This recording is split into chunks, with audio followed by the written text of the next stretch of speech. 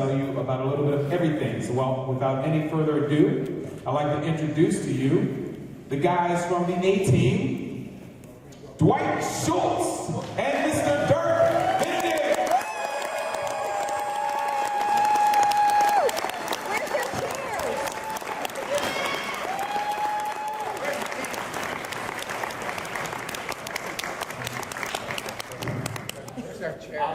Where's their chairs?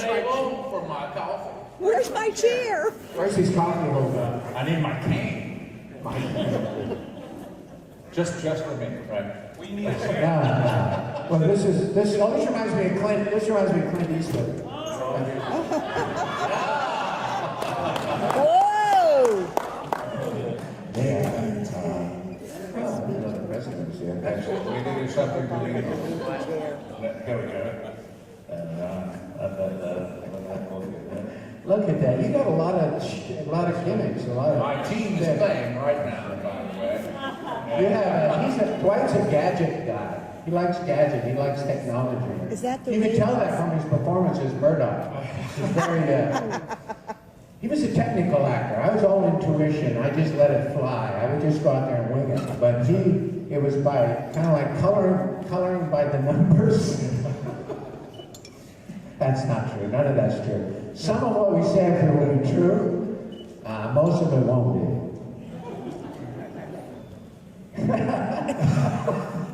This is the moment you are waiting for. Go ahead. We were on a television. We were on a television. You want to sing? I do want to sing. I do. Later, though. Later. Okay. We were on a television program called The A-Team. Yes.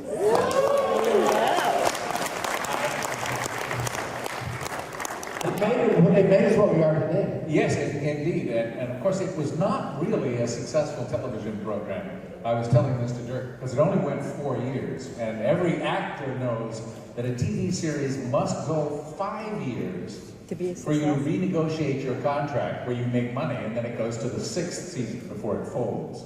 But ours only went 4 years. So that's why I had to borrow money from... How long does a marriage have to go before it's legit? Before it's successful? Well, marriage, there's no definition for it. No, I mean, if you get divorced after 9, can you still say, yeah, I was a successful marriage? You don't Was it 4, is it 7, is it 9, have is to it say 20? anything about marriage. You can continue to be married, you can marry anybody. But if you're 2 years, can you say, yeah, I was married? You say that In fact, you shouldn't even use the word. But you just ruined my whole... How long have you been bonded, is the word. Oh, I was bonded last night, actually. You didn't find bonded. Is that why you left so quickly? Is that why you left so quickly? Yeah.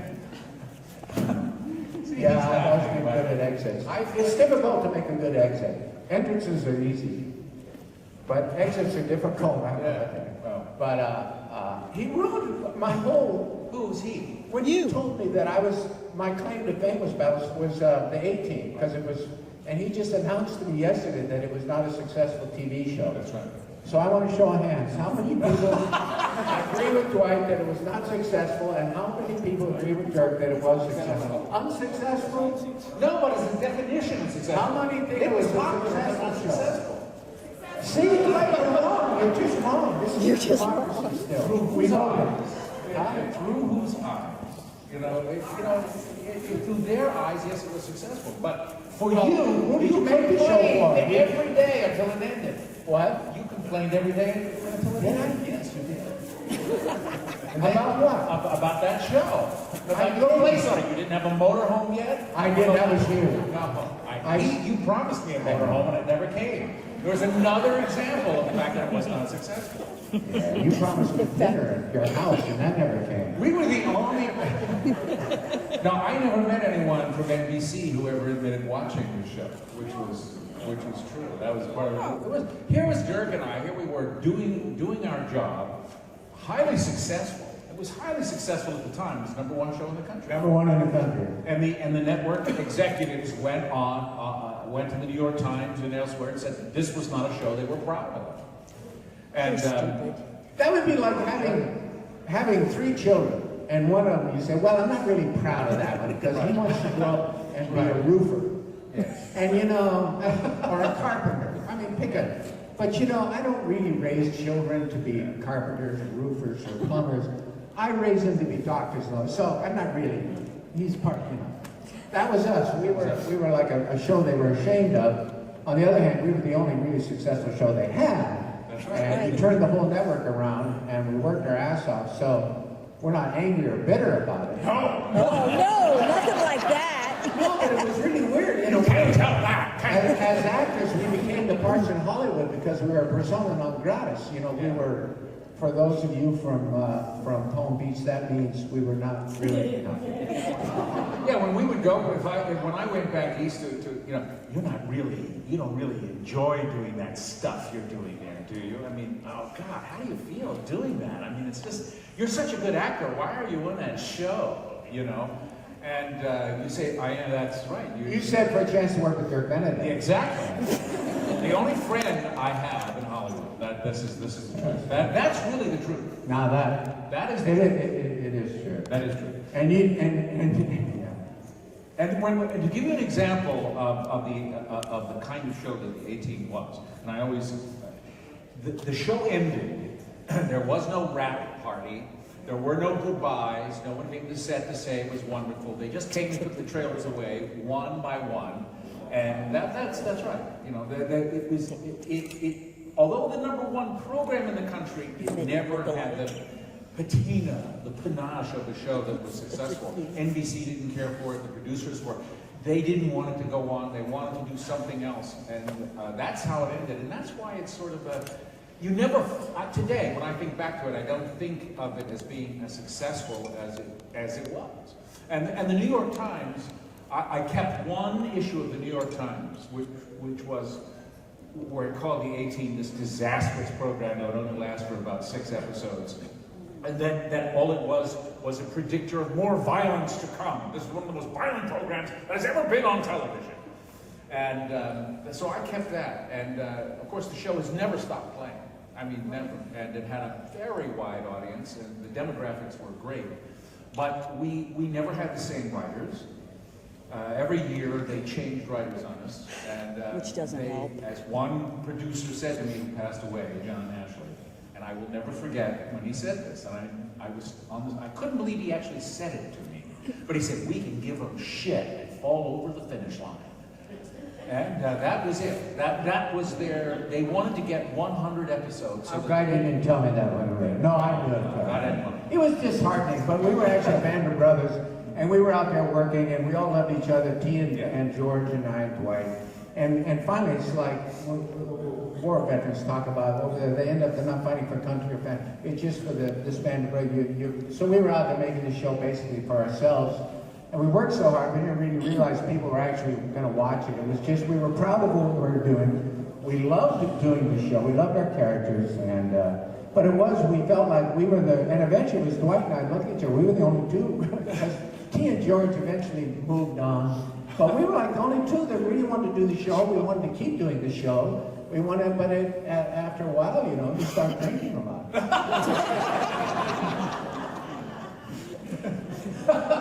I'll tell you, we were the only show, I think, you hear all of these stories about actors not coming out of their dressing room and shutting down the show for various reasons. I think we were the only show in the history of Hollywood that shut down because the scripts were so bad. We had a script where there was a character who appeared in 3 different places at the same time. And it was like, we had a meeting with Stephen Cannell, I think it was in George's motorhome. And we had this meeting with him. We said, come on, write the damn scripts. So we shut down production for a couple of days because the scripts weren't good. My other experience was on Star Trek, where you would get revision after revision after revision after revision because they wanted it to be good. We never had a revision. We had a white copy and a pink copy. That was it. They would run out of color papers on Star Trek. They would start the colors all over again. But we demanded on the A-Team. It was just strange. It was very strange. And Stephen Cannell, who created it, and it was a wonderful idea and wonderfully executed. He's a wonderful writer, and his partner Frank Lupo. But Cannell got caught up, and he created during that time, I don't know, 12 or 15 pilots. It was I can't even remember them all. They were Riptide, and there was, which was, he just kept... Hardcastle in the corner. Hardcastle, he was just going to create more shows, and so the A-Team was Stingray. just one of many that he was going to... Of course, he never could quite do, he never did have another show that was as successful as ours, except there, I guess it was. But he created a studio in Canada, so he had moved on. And so it was very strange. They had lightning in a bottle, and I didn't quite really what to do. realize that. But that was his... You know, I wasn't in the pilot. I'll just tell you, I wasn't in the pilot. Did some of you know this? Or did you think I changed my hair? Yeah. So, which is a whole other story, which I will tell when Dwight's not here, because I don't want to take up all the time talking about me. Because the part was written for me, but the network refused to hire me. They said, absolutely not. So this went on, and then they didn't hire me. So I wasn't in the pilot. But then after they did it, they asked me, I got a call from Stephen Cannell. I was up in Montana, you know, moving on with my life. And I got a call from my agent, and they said, now you're going to... So I came down, and I went for a read-through of the first script that I was going to do with on the show. It was the first episode. It was the one with the trash bags. And so I was going to meet Dwight Schultz, Mr. T, George Papard, Stephen Cannell.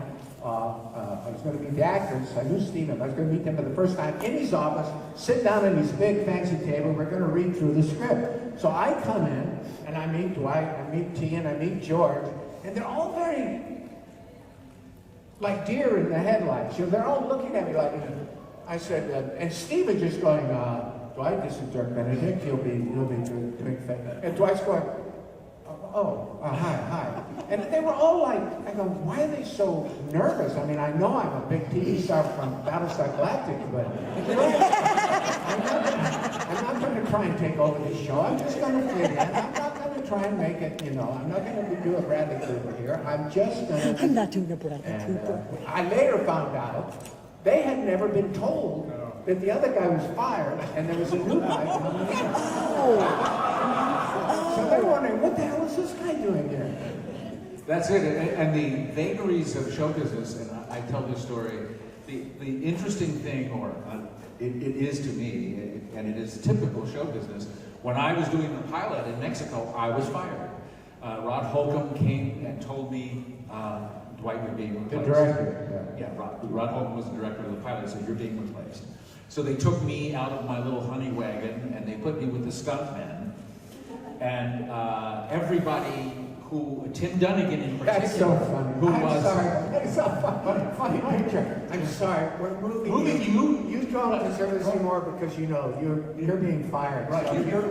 So they put me with the stuntmen, and the stuntmen wouldn't touch me because they wanted a successful show. And so it was like, you know, you don't touch a guy who's just been fired. And so Tim Dunnigan and Melinda Kalea, when they found out that I had been fired, they came, they put their arms around me, and there was this, oh, we're so sorry, and so terrible, and I received all these condolences, and I was going to move on with my life. You know, I couldn't wait to get back to LA and get out and all. And then I got this call from my agent who said, Dwight, your dials were great. Your dials were great. You're not fired. And they had written me out of the first 7. It was a pilot in 7. So they had written me out. Now they said, now they have to write you back in. And I said, oh, great. So now I'm doing it, you know. So I'm not fired, and Tim Dunnigan is fired. And he left. His dials weren't good. No, his dials were not that good. You know what dials are? You know, they're testing the film that they've shot with an audience, and you sit there and you turn the dial as an audience member. When you like somebody, you turn it all the way to the right or a little bit to the right. If you don't like somebody, you turn it all the way to the left or whatever. So it's like 0 to 10, and those are the dials, and I didn't know what the hell they were. But it's a focus group actually to see who What they likes like. what. And so Tim was fired, and I wasn't fired. I was rehired. but when I came in, we didn't know about Dirk taking over to Tim's place, and that was the way. What was your first thought when you saw me? Be honest. I've never asked you this. So there you are. You're looking at, and when it dawned on you that I was going to be Tim Dunnigan, Now, see, what did you think? Did you think he's too cute? These two Now you see, this is the truth. I lived in New York City when Battlestar Galactica came on. I lived in New York City and I shared an apartment with another actor. We had a tub in the kitchen and a bathroom down the hall. And we put our money together to buy a Sanyo color TV so that we could watch Dirk Benedict. Dirk Benedict. So, you know, and so the very first, so I knew Dirk. See, he didn't know me because I was an unknown. I was an unknown, and Dirk told me that. You're an unknown. What are you doing here? But no, that was, I knew him, and I didn't, of course, you never do understand somebody's sense of humor. And Dirk had a very unique sense of humor, which I really connected with right off. And we also are politically in the same We world. had that reading, Yeah. which I can describe in some detail because it made a big impression. But I went back, after it was over, I called my agent. I said, if we can capture the chemistry that was at that table on screen, I said, this show's going to be huge. Because I said, it's a good script, it's funny, but I said, these are three really big personalities. These guys are very strong personalities, and the chemistry is perfect, it's great. Because Mr. T was just huge personality. I mean, he didn't, and that turned out to be true. We did capture that energy, and that was one of the reasons I think why the show was successful. But I said to Dwight, I think it was in the first episode, I said, you know, this show is going to be a huge hit because it's got everything. Dwight says, oh, it does? I said, yes. It's got a movie star, George Papard. It's got a true cult celebrity, Mr. T. It's got a TV star, Dirk Benedict, and it's got an actor, you.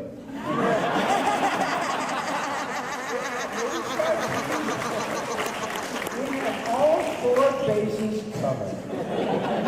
Name another show that had that. They didn't have that. No, and well, it was unique. It really was. And Mr. T was he was bigger than life. Now, you didn't have the experience of being. I saw the beginnings of problems when I was in Mexico because wherever T went, he was surrounded by 300 or 400 people because he had been clubber in Rocky.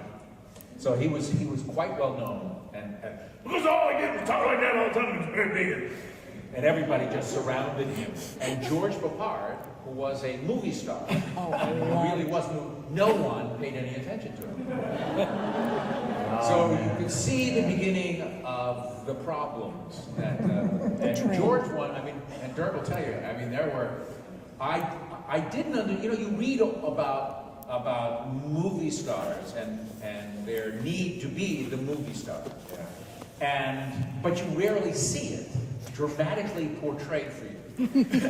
And here was Mr. T, who was, you know, crushing footballs and everything when we were going on after the Super Bowl and all that stuff. And George Papard would stand up on the when the ratings would come up. He stood on the hood of a car, and there's T standing there, and he would stand up and say, "As the star of the A-Team, I want to announce that we were #1 in the ratings." And you could see Mr. T, you know, it was... Well, I looked at T's going... He was like, oh man, yeah. But actually, I think what he said was, as a #1 star, as a #1 show in something America. like that, yeah. I blah, blah, blah, blah. But then I immediately thought, so who's 2, 3, and 4? Wait a minute, we got numbers now. So well, T was a big star, but yeah, it was the seeds of it. There was a conflict there, which eventually got solved. I remember when we were on the cruise ship, and George Papard went to the captain or somebody, and he had Mr. T's table moved every time there was a dinner. So when it started out, Mr. T was sitting with the captain. Then his table, the captain's table was there. Then Mr. T's table was there. Then Mr. T's table was there. And Mr. T's table was way over there. And Mr. T's. He kept having T moved up because George always sat with the captain, but he didn't want anybody else sitting with the captain. Yeah, George had to be. And in fact, I'm sure that we were. They always like to cover up what they're doing. For some reason, they can never tell you the truth. It's like politics. No one can ever actually just tell you what's going on. So we were going to do the show was going to Holland. And it was bought by Tros TV in Holland. And Well, the actors were gone. well, the actors were gone, but Yeah. George originally said he Tell was that invited. story, yeah, Yeah, George McBarton came in So and he said, comes on the set one morning and he goes, "Pal, guys, guess what?" Then he went on about, my career, my movie career, I've known all over the world. Indians really like me. That was one of his things. He said, I'm big with the Indians. well, but Indians know who I am. The Indians know who I am. But he came in and announced that he was going to Holland. George, as the head of the show, the star. And as a movie star, and as a movie star. body of work. So Yeah. he was going to Holland. And then a few days later, we were all approached and we were told that we No, had. we got it in the middle. Yeah. We were invited by the Queen and the King over there in Holland for a holiday. Because the show was so popular, we were invited for a holiday. It was actually a promotional tour. But when George found out that the rest of us had been invited, he decided not to go. Well, he didn't want to be a member of any club that would allow people like us in. So he didn't go. So then we went over there, it was an incredible experience. We had at one point 100,000 people show up, but we had never had less than 15,000. So, I mean, wherever we went, it was the biggest. We got mobbed at the airport. We almost got killed. Yeah. They had a picture of the Beatles in '64, and they had us in '84. And they said, the Fab Four in '64, the Fab Four in '84, and it was the same deal. We had like 20,000 people at Schiphol Airport, and then those days they came right out on the tarmac. They were on the tarmac, and we came off the airplane, and they grabbed his hat, and they grabbed Mr. T's earrings, and we lost our wives and girlfriends in the mob. It was insane. But then while we were there, we went and did this one TV show, and they had written an A-Team scene with Face and Murdoch and B.A. and Hannibal. So we're going, well, George isn't here. We thought maybe they'd get a Dutch actor. And then Stephen Cannell, who created the show, showed up with Hannibal's wardrobe. And his gloves. And his gloves. So Dwight and I are going, holy God, this is crazy. So he played Hannibal. George, That trip. And Mr. T got very upset. He was in black tie, T in a tuxedo. T in a tuxedo with all of these. Now, T had also been told that this was not a promotional tour at all. This was going to be simply a vacation. And he brought his daughter along. And it wasn't so. It was a very structured promotional tour in which you were moving from place to place to place to place, and you never had a time to sit down.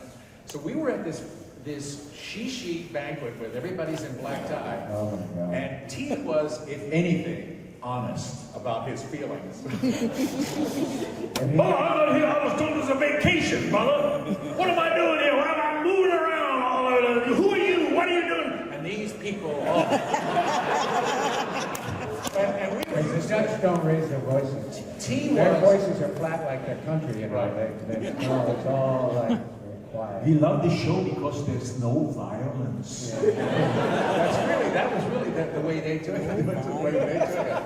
And we would say, yes, you get it. You know, in America, we had Captain Kangaroo attacking the A-Team for being responsible for drug culture. He held a press conference to attack. I think it's the only press conference he ever held to attack a television program. It was the A-Team. And yet in Europe, it was looked at This is exactly. during a time when Hollywood is making Taxi Driver. Right. Right. And Hollywood is making truly violent movies, and it really wasn't about the violence. It was about the politics of the show, the morality.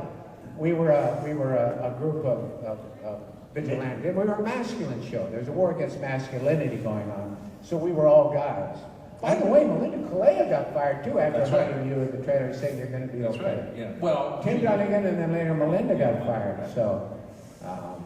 So beware. That's why I haven't hugged you a lot.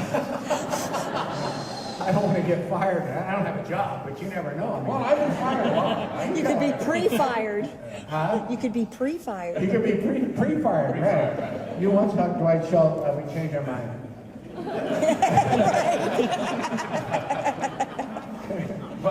Oops. But it was, but T was, and it's still, he was one of the, I learned a great deal from him because he was, first of all, he is a really, really phenomenal businessman.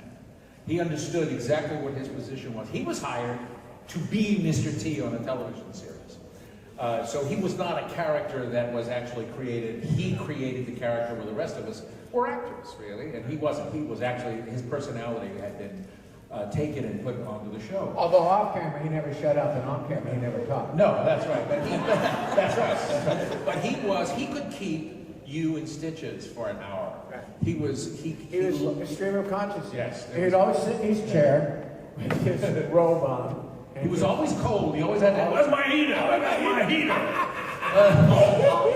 I'm cold. You know, and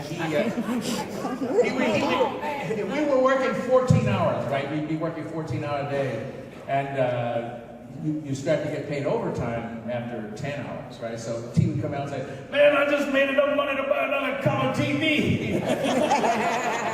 And who wants it? No, I said, I need more money. My drive-to. where's my drive-to? Which they used to give you money because mileage. It was drive-to money, you got paid for your mileage. He called it drive-through. Yeah, drive-through. But he's a very clever guy, very funny. But if he knew... If you knew him, you would wish he was here instead of us. But if he knew that there was somebody from the press on the set, He put on a show. Oh my God. And he would push the boundaries of propriety. Yeah. Yeah. This is Oh. this is my wife.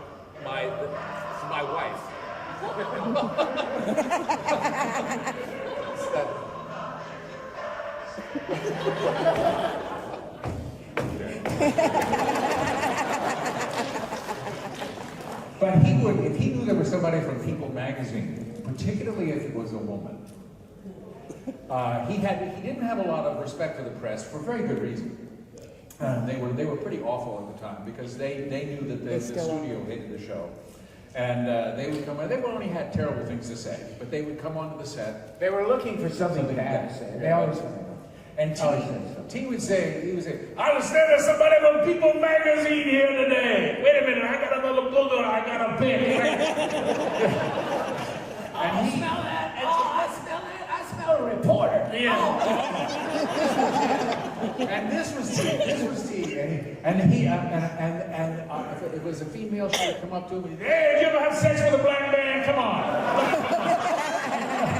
and this was T, and they would be laughing. It was, and you know, no one had the courage to do this to anybody in the media, but T. T was the only one who did this sort of thing. And you say, well, that's very unprofessional. Except secretly, I was saying, oh yeah, I'd love to, you know. And T was saying, I'm a piece of meat. They're going to put me in a frying pan, and when I'm dried up, they're going to throw me away. So I'm going to have fun while I'm in the pan. That's right.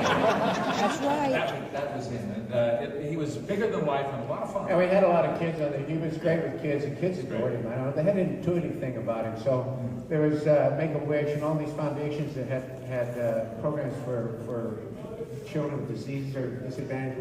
And so I have lots of memories. Walking around all day long, carrying some child, putting him in his chair. And I thought that took a lot of energy. Oh, you know? I am so telling you. talking and entertaining this kid and put him in his chair and they're going, I'll be right back now. You watch, I'm gonna go act. I'm gonna go act. Somebody's like that. You like that? Come on, let's go on a walk. Carry him around. Oh. And some of these children weren't going to live for longer than 3 weeks. So you are giving life to this child. And I would sit there, I couldn't do what he did. I mean, there are people who can do certain things, and then there are people who can't, and people can do other things. But he could take a child, and I guess, too, because he was bigger than life. And he would, sometimes you never knew what he was going to weigh. He would come back, he would gain 50 pounds and then lose 50 pounds in a month. There was one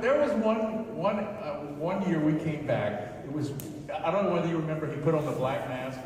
He must have gained 100 pounds. He was huge. I mean, we saw him for the first time, and he was so fat, you couldn't believe it. And he put on this black mask, and his lips came out of the mask, and he was walking around. How fat he was. And he said, what are you looking at? What's the matter? Why are you laughing? And he knew that he had gained all this weight. Don't worry, I'm gonna lose this weight. Don't worry. And he would do it. He could do it. He knew he could eat, and he would stand at his little motorhome, and he would eat an entire apple pie. He would just stand there with a fork and He used to have a whole plate of bacon, a whole plate of eggs, and then he always had a gallon of orange juice. I'm cool. I said, gee, if you could drink all that orange juice, maybe you wouldn't be so cold. I need my vitamin C. Oh, man. But he was easy to work with. He really was. He didn't have a lot to say, it's true. Oh man, I forgot my line. You know, What was his line? yeah. Get lost. Food.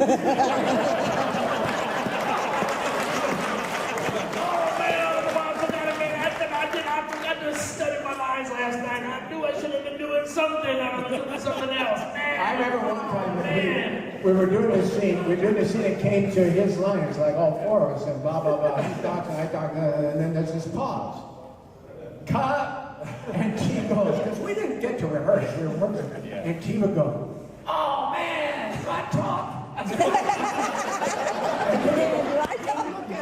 Twinkle, oh man, I'm sorry, brother. I remember this one time he said, you know, I studied my script last night by my bed. I set it by my window, and did you all hear that storm last night? I went with boom. And we blew my script out. So what's my line? I'm sorry, whatever. But I pity the fool. Oh yeah. Okay, I'm ready. Okay, all right. There you go. Yeah, now I'm ready. I'm ready. He said, and then if he had too many lines, he said, I told him, and if I'm writing, I don't talk, I ain't saying this, I'm no actor. Dwight, give it to Dwight. I didn't like He's an actor. Give him a line. Give him a line. Get Dirk the wardrobe, Dwight the lines, T the money, and George the motorhome. And then there was No, I talked a lot. Yeah. My character was in fact, I carried that show for the last year. No, my part got really big. Which part got big? Well, I'm sorry. But Mr. T can say that kind of stuff, but you can't. Because the last 2 years, every year, George would go home earlier and leave early. He would arrive later and leave earlier. Oh. And that's a whole other Tell story. John Ashley's story. Yeah, I'll let you do that one. But it was so, and then T, when George would leave, like at 4 o'clock, he'd go, all right, good night, everybody.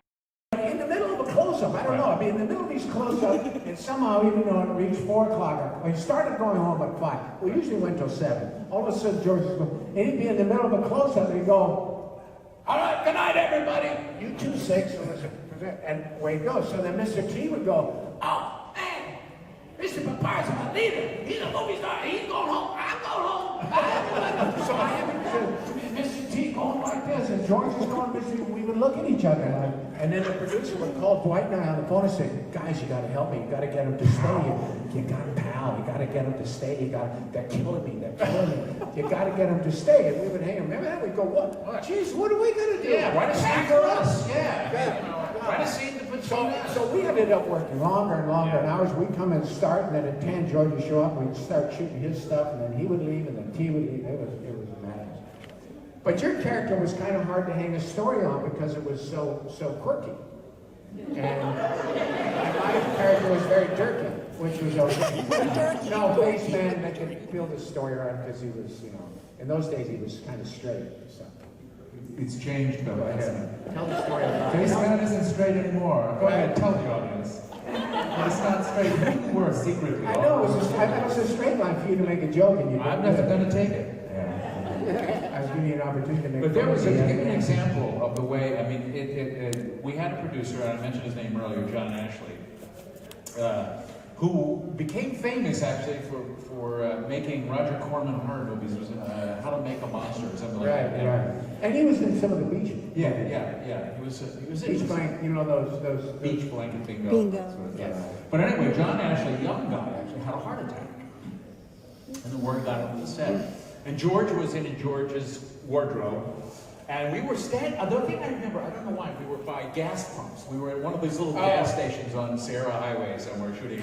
And we were by these gas pumps, and George was there, and George heard that John actually had a heart attack, and he just turned and walked away.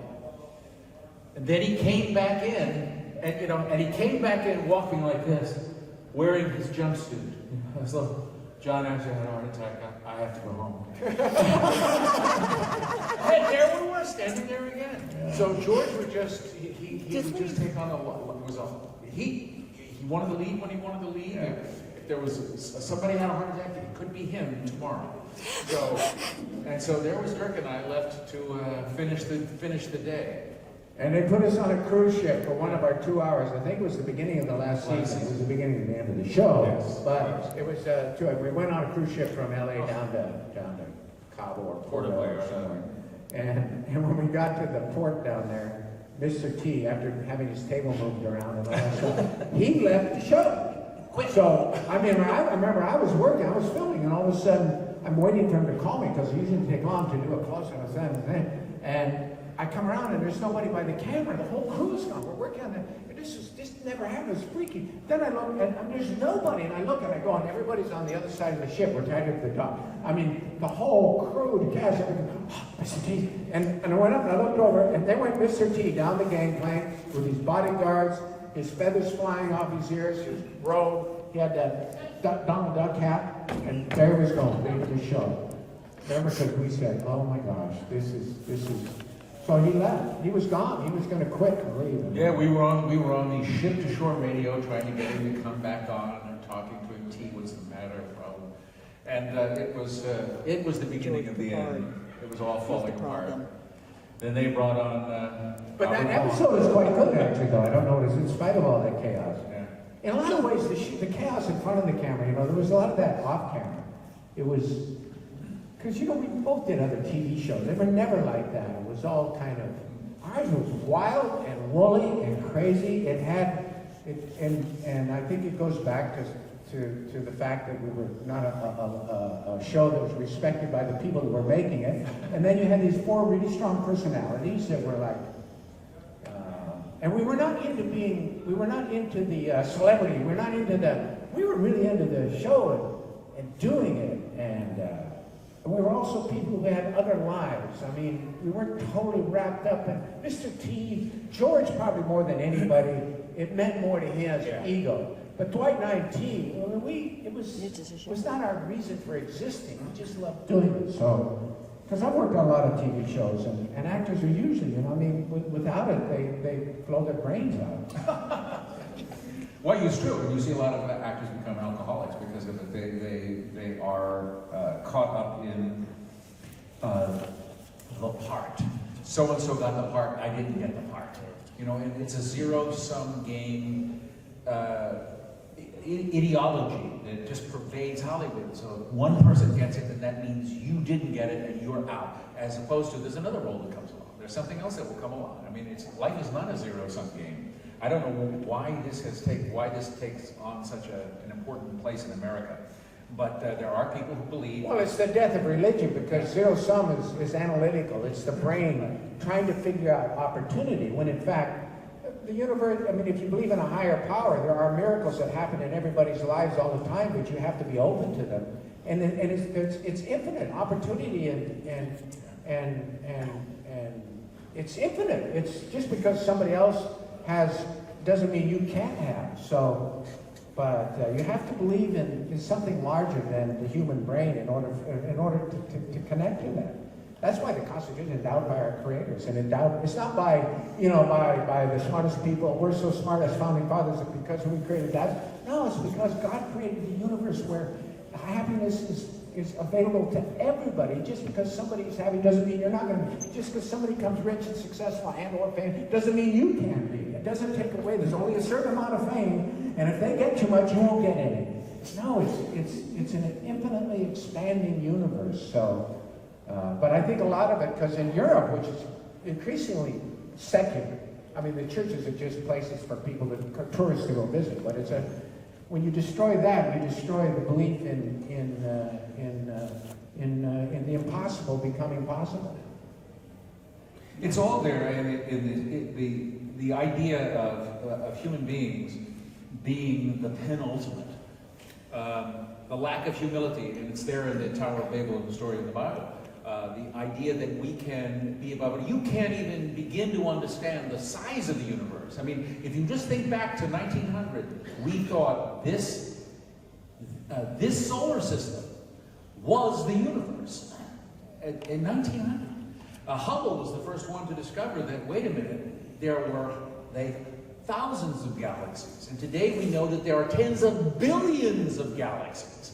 And so the concept that we are at somewhere at the top of things is it's a heady thing to put yourself. What you do, think that that's it. There's more. There's more.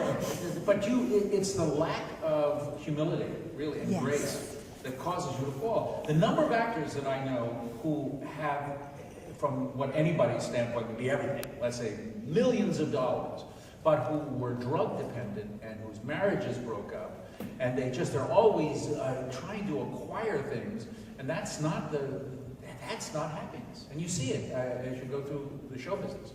You see people trying to accomplish and accumulate things, and things can make you happy if you have the capacity for happiness. But if you think those things are going to make you happy, you're going to end up with just alcohol and drugs, and it's really it's a great experience in one way because you learn something about yourself and the world that you live in.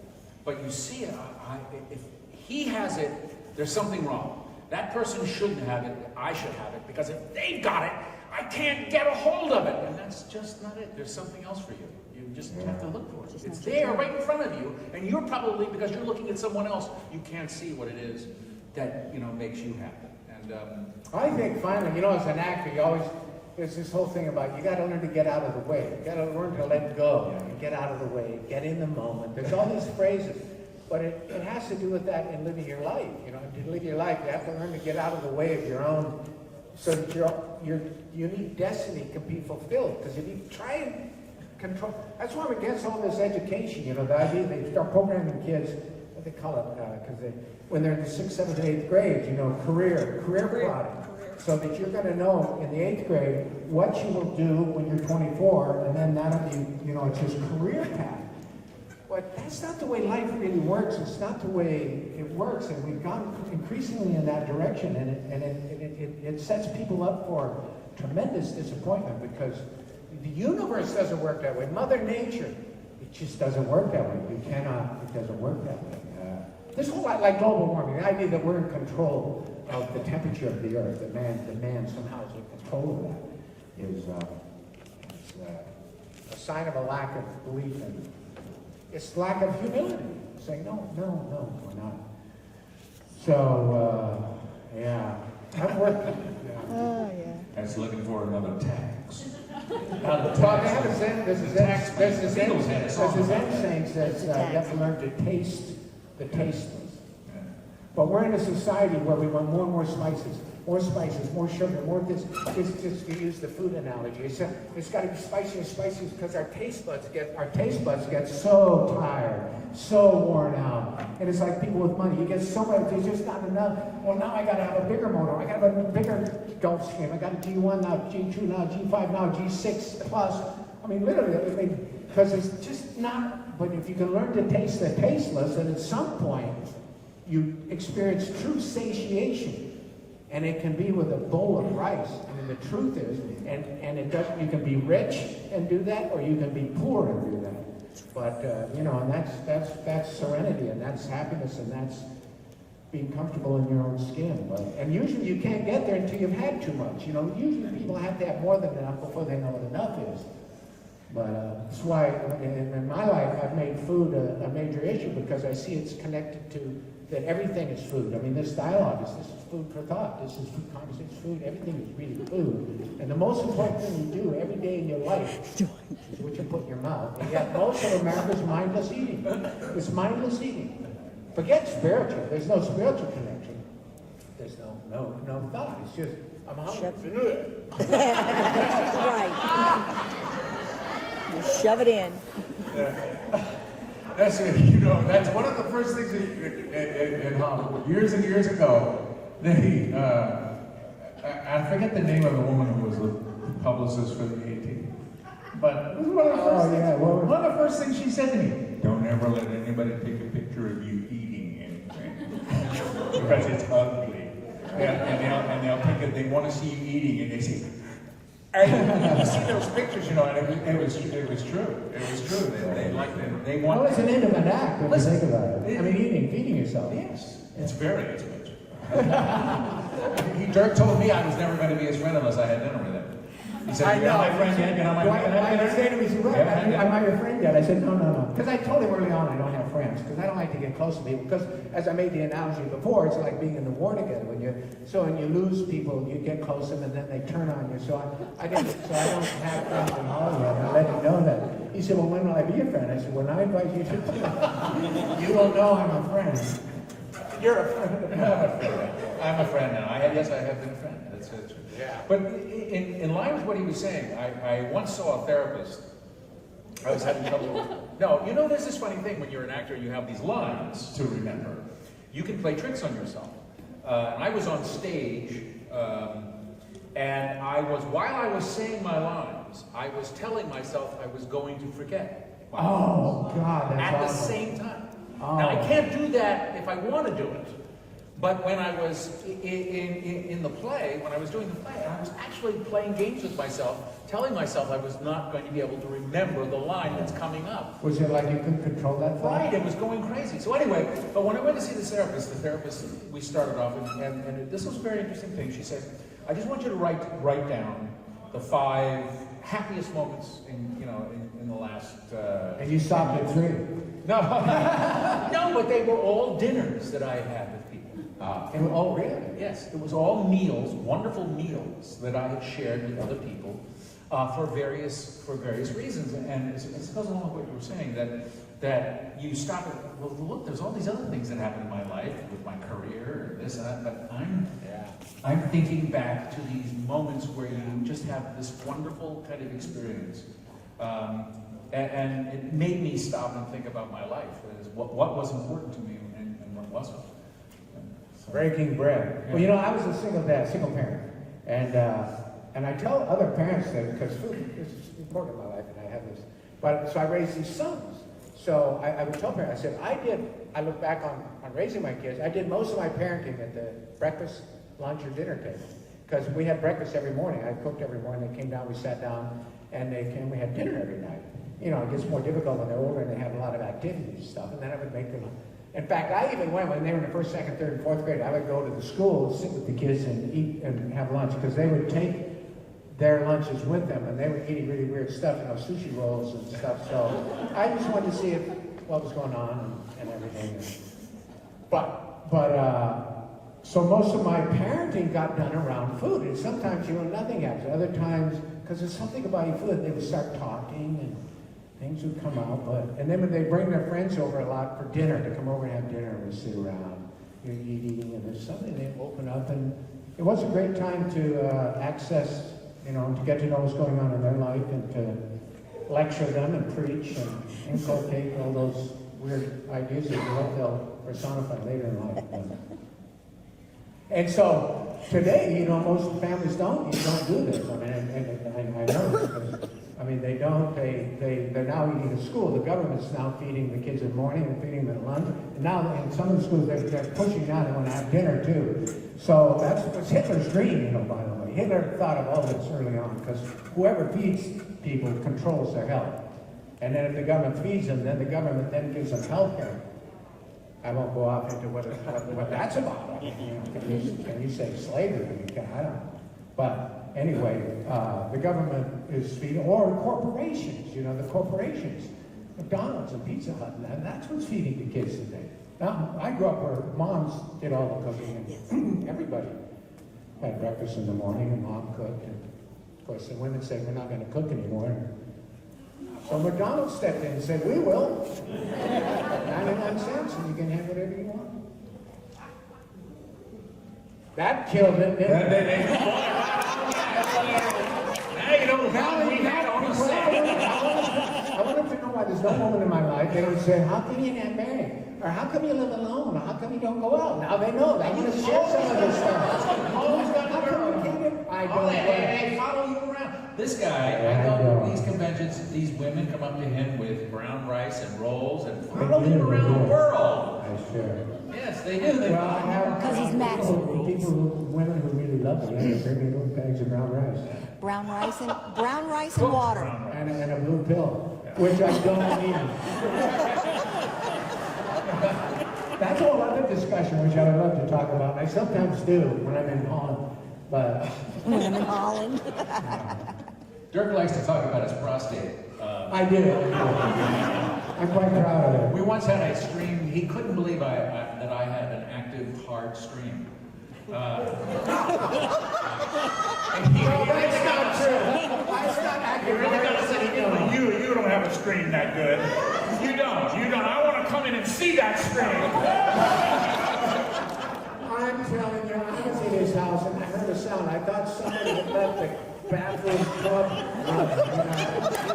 was about to run in and turn it off, and I went, that can't be.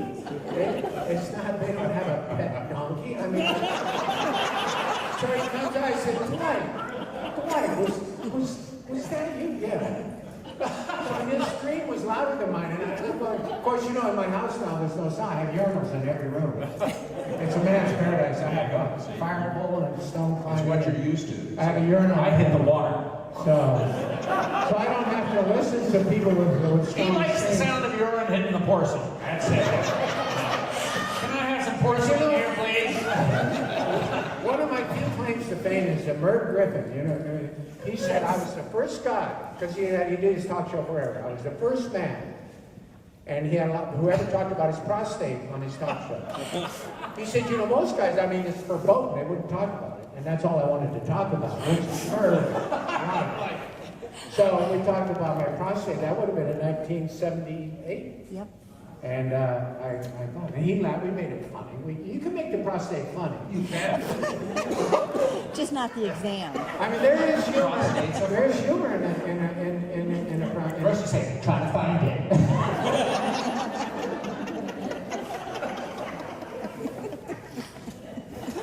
I can't find it. It's hidden. Where the hell is the prostate? No, dog, You're not a human being.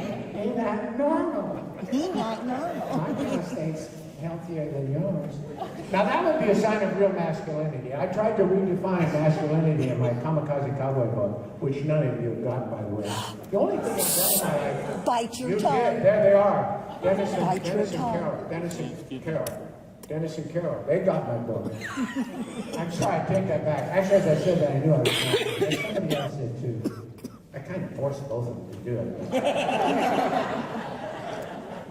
He tried to give me brown rice. I don't want to talk about my process. I don't want to talk about what? Questions? Oh, I'm sorry, what? Oh, let's do Q&A.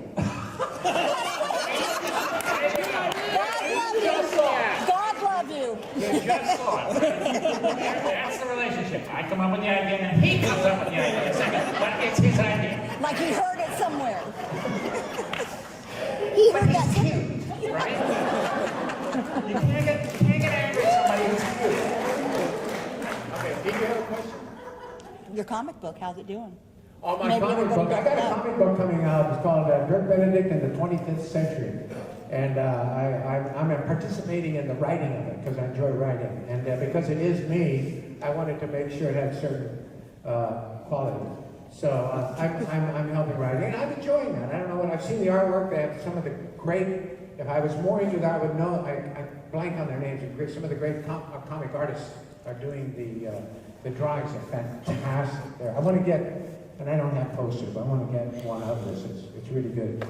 So it's fun, and I've made Dirk Benedict is very cynical and humorous and whimsical and confused. And he's at a convention. It's like Galaxy. He's at a convention signing autographs, and he gets this weirdo comes up and he ends up going off into this, and he ends up in the 25th century. So.